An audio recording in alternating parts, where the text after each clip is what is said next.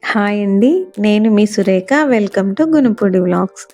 Andhra special గుమ్మడికాయ దప్పలం చూపించబోతున్నానండి. వేడి వేడి అన్నంలో కొంచెం నెయ్యి, ముద్దపప్పు వడ్డించుకొని ఈ దప్పలంతో తిన్నామంటే చాలా కమ్మగా ఉంటుందండి. మరెందుకండి ఆలస్యం? రెసిపీ ఎలా చేయాలో వివరంగా చూపిస్తాను. చూసేద్దాం రండి. ముందుగా గుమ్మడికాయని కట్ చేసుకొని గుమ్మడికాయలో గుజ్జు, విత్తనాలన్నీ తీసేసి చెక్కుతో సహా కొంచెం పెద్ద ముక్కలుగా కట్ చేసుకొని నీళ్ళల్లో ఒక 10-15 నిమిషాలు నానబెట్టుకోవాలండి. మరొక గిన్నెలో చింతపండు శుభ్రంగా కడుక్కొని 1 గ్లాస్ వాటర్ పోసి నానబెట్టుకోవాలి. స్టవ్ వెలిగించి గిన్నె పెట్టుకొని ఆయిల్ వేసి కొంచెం మెంతులు, జీలకర్ర, ఆవాలు వేసి దోరగా వేయించుకోవాలండి. పోపు దోరగా వేగాలి. మెంతులు వేగకపోతే పులుసు చేదొచ్చేస్తుందండి. దోరగా వేగిన పోపులో ముందుగా కట్ చేసి పెట్టుకున్న ఉల్లిపాయ ముక్కలు, పచ్చిమిర్చి, కరివేపాకు వేసి ఉల్లిపాయ ముక్కల్ని కూడా బాగా వేగించుకోవాలి. ఉల్లిపాయ ముక్కలు కొంచెం ఎక్కువగా ఉంటేనే ఈ పులుసు టేస్ట్ బాగుంటుందండి.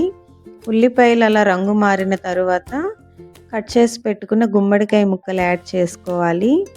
గుమ్మడికాయ ముక్కలు యాడ్ చేసిన తరువాత రుచికి సరిపడినంత కల్లుప్పు, పసుపు, కారం, ఇంగువ అన్నీ వేసి 2 నిమిషాలు నూనెలో వేగనివ్వాలండి. తరువాత 1 గ్లాస్ వాటర్ పోసి మూత పెట్టి ఒక 10 నిమిషాలు ఉడకనివ్వాలి. ఇలా ఉడకనివ్వడం వల్ల ముక్క కొంచెం 50% వరకు ఉడుకుతుందండి. తరువాత మనం నానబెట్టుకున్న చింతపండు గుజ్జు తీసుకొని ఆ పులుసును పోయాలి.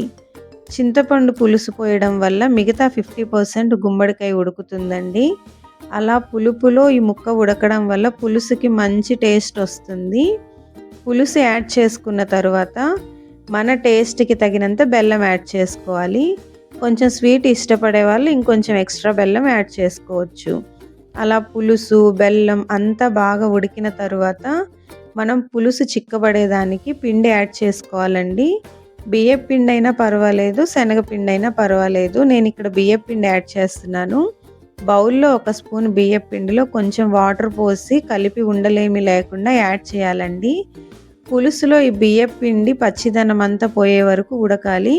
అలా ఉడికేటప్పటికి పులుసు కొంచెం చిక్కబడుతుంది.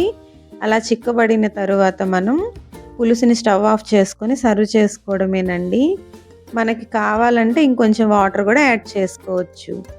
Thank you for watching.